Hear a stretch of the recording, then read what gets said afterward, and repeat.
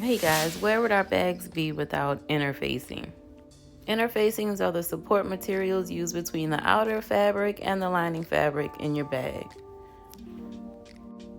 I love to use fusible interfacings because they become a part of the bag. And I'm going to share with you 4 of my favorite interfacings in this video. I had to do a lot of experimenting with different types of interfacing before I found the one that I like the most, and I'll share with you later on in this video which type of interfacing is my favorite, which you probably already know. And if you still need help after the video, check out the free ebook that I created. I'll leave a link in the description below. In the book, you'll find a quick guide to interfacings and all sorts of other great information about bag making. Spending money on quality interfacing makes a big difference in the overall look of your bag. And depending on if you want more structure or less structure in your bag, you can tweak the different interfacing combinations until you find the one that's right for you. The SF101 Shape Flex Pellon interfacing is a great lightweight to medium weight interfacing to use on the back of your cotton fabrics. I use it just to add a little bit of shape and structure to whatever project or bag I'm working on. It's great for pockets, and it's also great for making straps. I'm actually using some here to put on the back of the fabric for a cute little sunflower MagSafe charger. Next up is fusible fleece. You guys know I love this stuff. Fusible fleece adds a little bit of loft to your bag and a little bit more substance. My go-to a lot of times is just the fusible fleece, but if you add a little bit of the lightweight or medium weight interfacing like the Pellon SF101 with the fusible fleece, the outcome of your bag will be amazing.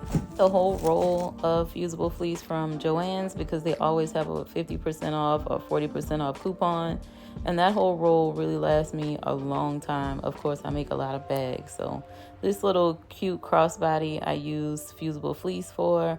Pretty much all of the bags that I make, I use fusible fleece for them. I just love the way it looks when the bag is complete.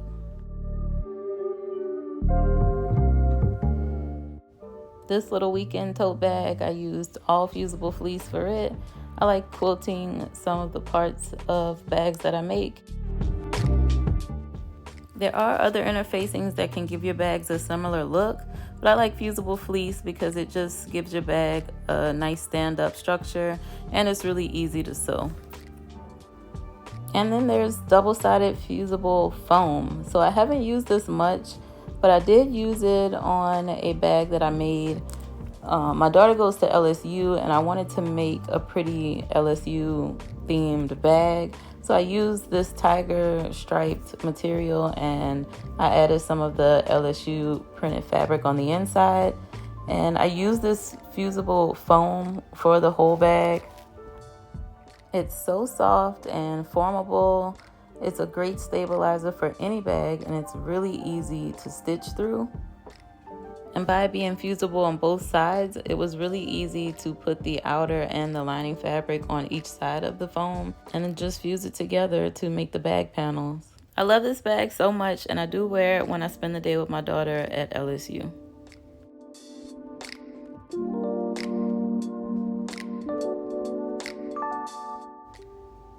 The foam also gave this bag a lot of structure and stability, which I really liked. And for more structure and stability, you have the Decille 526, which is also made by Pellon. It's fusible on one side and it gives your bag a leather-like feel. Using this material will give your bag a longer life.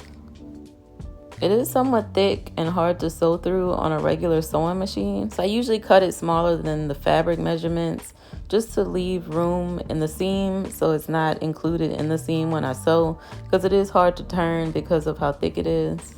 I used it in this cute little lemur handbag and it gave this bag a lot of structure, and I really love the outcome of how nice and stable this bag is. And I also used it to make this cute cylinder structure for this bag as well. My sister had a whole bunch of old CDs that she didn't know what to do with, so she asked me to make her a bag to display her CD covers. It provided a lot of structure so the CDs could sit and show on the front of the bag, which was really interesting and a creative idea.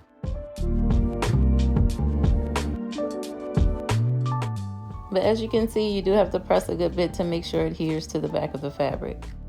And some fabric you don't really have to add any backing because it already has some.